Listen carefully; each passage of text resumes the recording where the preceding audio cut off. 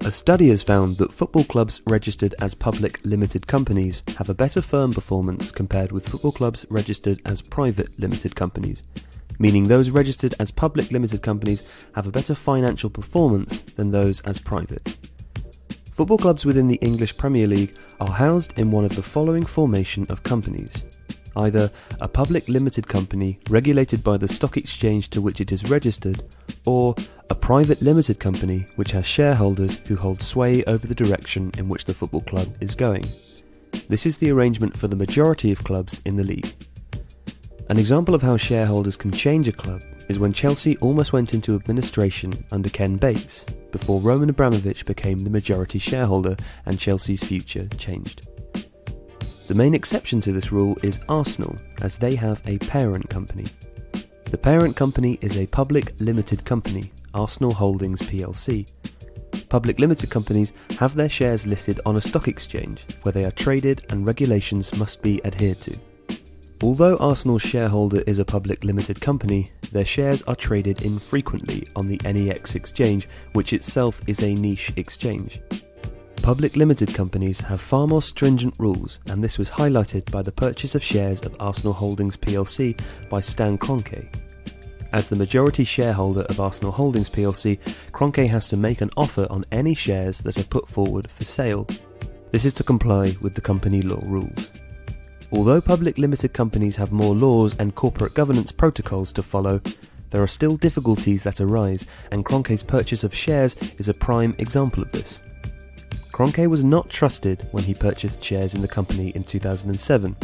Therefore, there was a sell-off of shares between Kroenke and the second largest shareholder, Alisher Usmanov. Over a period of 4 years, Kroenke went from being seen as a hostile shareholder to now an ally of Arsenal Football Club and a non-executive director of the parent company. Kroenke holds 66.64% of Arsenal Holdings plc, and Usmanov holds 29.25%. As mentioned, public limited companies have significant governance rules and laws to abide by, and this gives a significant security to the company, as every move made by the public limited companies is scrutinised. Private limited companies, on the other hand, do not have the stringent rules to follow. An example of how a single shareholder can change a football club with little resistance is Hull City. In December 2010, Assem Elam and his son Ehab Elam took over Hull City AFC for £1 on the condition that they invested $30 million into the football club. As sole shareholders, through a private limited company and the only two directors of Hull City AFC, there are no barriers to stop any changes by the board.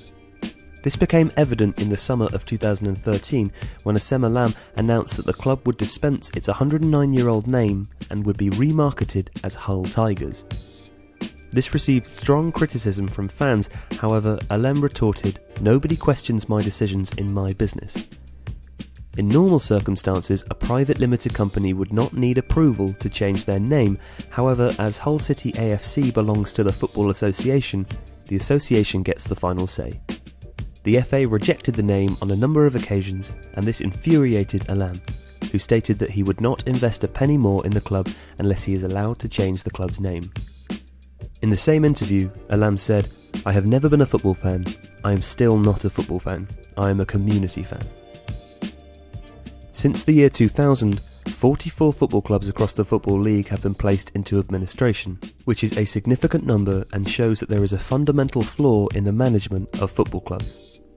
Both forms of company seem to be flawed when it comes to running football clubs. However, public limited companies are much more regulated than private limited companies, and therefore there is more scrutiny over the actions taken by the clubs, which appears to lead to greater financial protection. The evidence also identifies that it is imperative that clubs are protected and are not run into the ground by owners, as football clubs are part of local communities.